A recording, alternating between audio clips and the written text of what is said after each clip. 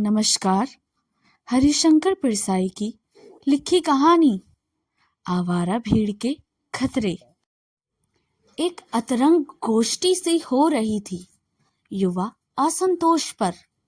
इलाहाबाद के लक्ष्मीकांत वर्मा ने बताया, पिछली दीपावली पर एक साड़ी की दुकान पर कांच के केस में सुंदर साड़ी से सजी एक सुंदर मॉडल खड़ी थी।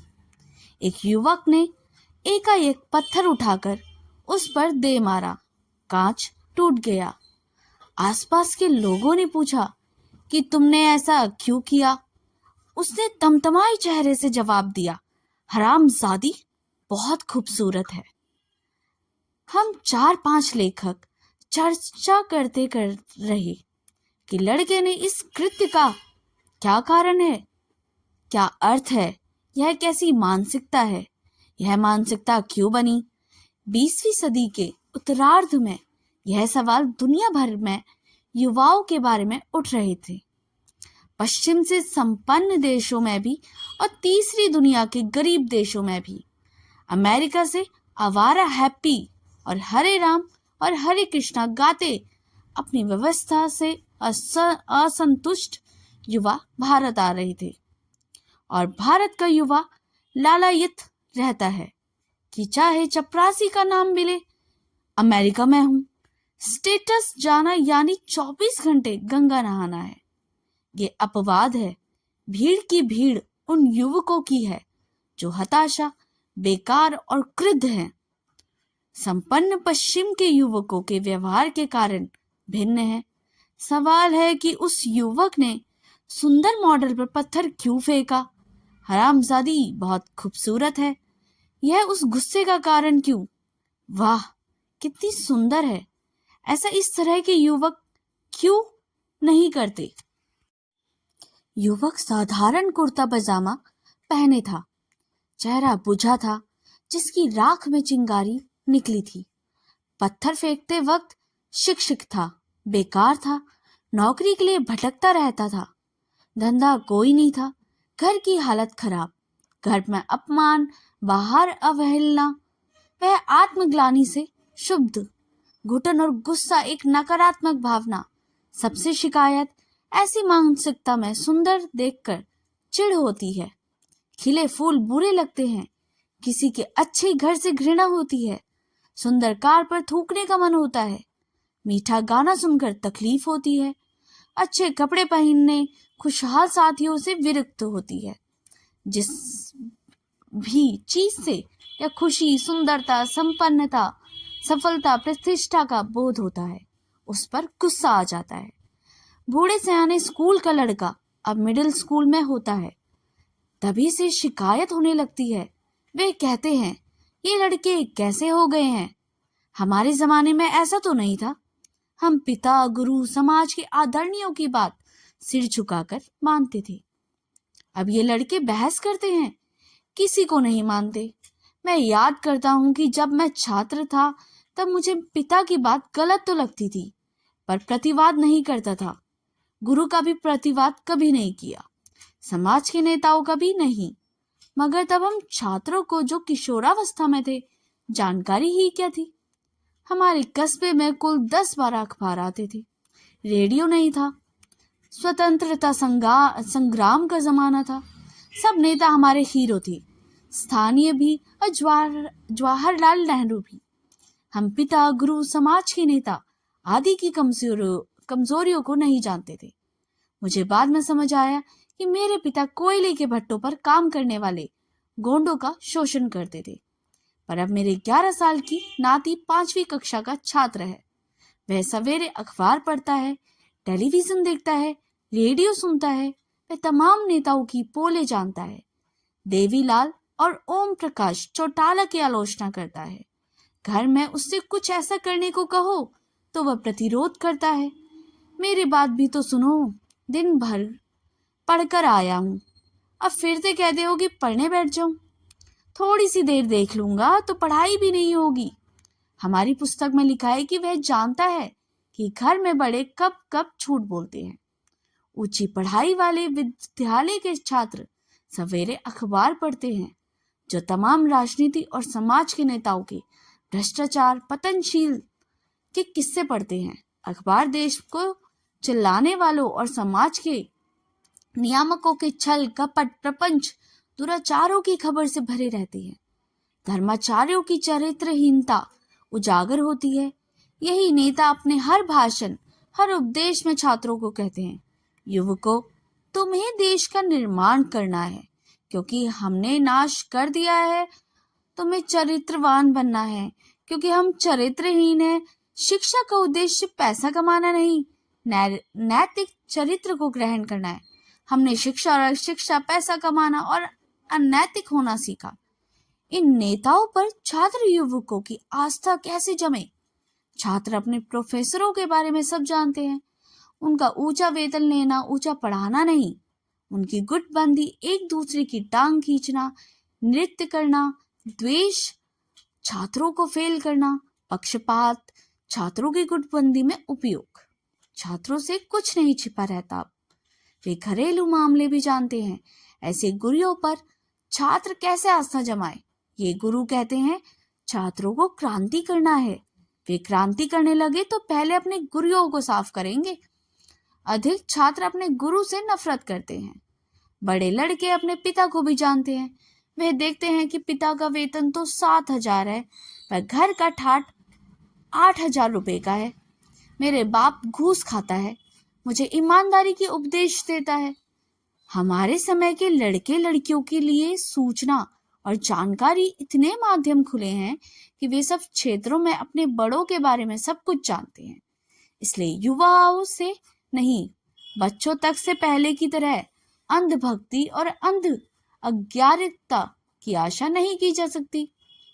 हमारे यहाँ ज्ञानी ने बहुत पहले कहा था, प्राप्तेषु फोषणे वर्षे पुरु पुत्र मित्र समाचारते। उनसे बात की जा सकती है, उन्हें समझाया नहीं जा सकता। कल परसों मेरा 12 साल का नाती बाहर खेल रहा था। उसकी परीक्षा हो चुकी थी, एक लंबी छुट्टी थी। उससे घर आने के लिए उसके चाचा ने 2-3 बार कहा, डांटा। वह आ गया और रोते हुए चिल्लाया, हम क्या करें? ऐसी तैसी सरकार ने जिसे छुट्टी कर दी।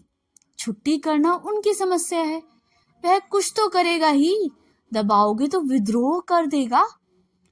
जब बच्चे का यह हाल है तो किशोरों और तरुणों की क्या प्रतिक्रिया होंगी? युवक युवतियों के सामने आस्था का संकट है। सब बड़े उनके सामने नंगे हैं। आदर्शों, सिद्धांतों, नैतिकताओं की धज्जियां उड़ते हुए देखते हैं। वे धूर्तता, अनैतिकता, बेईमानी, नीचता अपने सामने सफल और सार्थक होते हुए देखते हैं। मूल्यों का संकट भी उनके सामने है। सब तरफ मूल्यहीनता उन्हें दिखती है। बाजार से लेकर धर्मस्थल तक वे किस पर आस्था जमाएं? किसके पद चिन्हों पर चले? किन मूल्यों को माने? यूरोप में दूसरे महायुद्ध के दौरान जो पीढ़ी पैदा हुई उसे लास्ट जनरेशन या खोई हुई पीढ़ी कहा जाता है। युद्ध के दौरान अभाव, भूखमरी, शिक्षा, चिकित्सा की ठीक व्यवस्था नहीं थी। युद्ध में सब बड़े लगे थे, जब बच्चों की परवाह करने वाले नहीं। बच्चों के बाप और बड़े भाई युद्ध में मारे गए। घर का संपत्ति, रोजगार नाश हुआ। जीवन मूल्यों का नाश हुआ। ऐसे में बिना उचित शिक्षा, संस्कार, भोजन, कपड़े के विनाश और मूल्यहीनता के बीच जो पीढ़ी बनकर जवान हुई, तो खोई हुई पीढ़ी उसके पास निराशा, अंधकार, असुरक्षा, अभाव, मूल्यहीनता के सिवाय कुछ नहीं था। विश्वास टूट गए थे। यह पीढ़ी निराश, विध्वंसवासी, अराजक, उपद्रवी, नकारात्मक हुई है। अंग्रेज लेखक जॉर्ज ऑसबर्न ने इस क्रुद्ध पीढ़ी का नाटक लिखा, जो बहुत पढ़ा गया और इस फिल्म पर भी बनी। नाटक का नाम लुक बैक इन एगर। मगर यह सिलसिला यूरोप के फिर व्यवस्थित और संपन्न देशों पर भी होने चलता है। यह युवक समाज ड्रॉप आउट हुए हैं, वीक जनरेशन हुई। औद्योगिकरण के कारण यूरोप में काफी प्रतिशत बेकारी है। ब्रिटेन में 18% बेकारी है। अमेरिका ने युद्ध नहीं भोगा, मगर व्यवस्था से असंतोष वहां भी पैदा हुआ। अमेरिका में भी लगभग 20% बेकारी है। वहां एक और बेकारी से पीड़ित युवक है तो दूसरी ओर अतिशय संपन्न से पीड़ित युवक भी। जैसे यूरोप में वैसे ही अमेरिकी युवतियों का असंतोष, विद्रोह, नशेबाजी, यौन स्वच्छंदता और विध्वंसतावादी में प्रकट हुआ। जहां तक नशीली वस्तुओं के सेवन से सवाल है, यह पश्चिम में तो है ही, भारत भी खूब है। दिल्ली विश्वविद्यालय के पर्यवेक्षक के अनुसार साल पहले 57% छात्र नशे के आदी बन गए हैं। दिल्ली तो महानगर है, छोटे शहरों में, कस्बों में नशे आ गए हैं। किसी पान की दुकान में नशा हर जगह मिल जाता है। स्मैक और पॉट टॉफी की तरह उपलब्ध है। छात्रों और युवकों को क्रांति की, सामाजिक परिवर्तन की शक्ति मानते हैं, सही मानते हैं। अगर छात्रों युवकों में विचार हो, दिशा हो, संगठन हो और सकारात्मक उत्साह हो, वे अपने से ऊपर की पीढ़ी की बुराइयों को समझे तो उन्हीं बुराइयों के उत्तराधिकारी ना बने, उनमें अपनी ओर से दूसरी बुराइयां मिलाकर पतन की परंपरा को आगे ना बढ़ाएं। सिर्फ आक्रोश तो आत्मशय करता है। एक हर्बर्ट मार्क्यूस चिंतक हो गए हैं जो सदी के 8वें दशक में बहुत लोकप्रिय हो गए थे। वे स्टूडेंट पावर में विश्वास रखते थे, मानते हैं कि छात्र क्रांति कर सकते हैं। वैसे सही बात यह है कि अकेले छात्र क्रांति नहीं कर सकते, उन्हें समाज के दूसरे वर्गों को शिक्षित करके चेतनाशील बनाकर संघर्ष में साथ लाना होगा। लक्ष्य निर्धारित करना होगा। आखिर क्या बदलना है, यह तो तय हो। अमेरिका में हर्बर्ट मार्क्यूस ने प्रेरणा पाकर छात्रों के में नाटक किए। हो ची मिन और चे गुवारा के बड़े बड़े चित्र लेकर जुलूस निकालना और भद्दी भोंडी अश्लील हरकतें करना। अमेरिकी विश्वविद्यालय की पत्रिकाओं में बेहद फुहूड़ अश्लील चित्र और लेख कहानी। फ्रांस के छात्र अधिक गंभीर शिक्षित थे। राष्ट्रपति द गाल्स के समय छात्रों ने सोरोबोन विश्वविद्यालय में आंदोलन किया। लेखक जेन पाल सार्त्र ने भी उनका समर्थन किया। उनके नेता कोहने बेंडी प्रबुद्ध और गंभीर युवक था। उनके लिए राजनीतिक क्रांति करना संभव नहीं था। फ्रांस के श्रमिक संगठनों का उनका साथ नहीं दिया, पर उनकी मांगे ठोस थी, जैसे शिक्षा पद्धति में अमूल परिवर्तन, अपने यहाँ जैसी नकल करने की छूट की। क्रांतिकारी उनकी मांग उन्हीं नहीं थी। पाकिस्तान में भी एक छात्र नेता तारिक अली ने क्रांति की धूम मचाई, फिर यह लंदन चला गया। युवकों का यह तर्क सही नहीं है कि जब सभी पतित हैं तो हम क्यों नहीं हो। हम दल में फंसे हैं। जो नए लोग हैं उन्हें उन लोगों को वहां से निकालना चाहिए, यहाँ नहीं कि वे भी उसी दलदल में फंस जाएं। दुनिया में जो क्रांतियां हुई है, सामाजिक परिवर्तन हुए हैं, उनमें युवकों की बड़ी भूमिका रही है। मगर जो पीढ़ी ऊपर की पीढ़ी की पतनशीलता अपना ले क्योंकि यह सुविधा की है और उसमें सुख तो है, तो वह पीढ़ी कोई परिवर्तन नहीं कर सकती। ऐसे युवक हैं जो क्रांतिकारी का नाटक बहुत करते हैं पर दहेज भरपूर लेते हैं। कारण बताते हैं, मैं तो दहेज को ठोस मारता हूँ, पर पिताजी के सामने झुकना पड़ा। यदि युवकों के पास दिशा हो, संकल्पशीलता हो, संगठित संघर्ष हो, तो वह परिवर्तन ला सकते हैं। पर मैं देख रहा हूँ एक नई पीढ़ी अपने ऊपर की पीढ़ी से अधिक जड़ और दकियानूसी हो गई है। यह शायद हताशा से उत्पन्न भाग्यवाता के कारण हुआ हो। अपने पिता की तथ्यवादी बुनियादिस्पद लड़का है। दिशाहीन, बेकार, हताशा, नकारात्मकवादी, विध्वंसवादी बेकार युवकों की यह भीड़ खतरनाक होती है।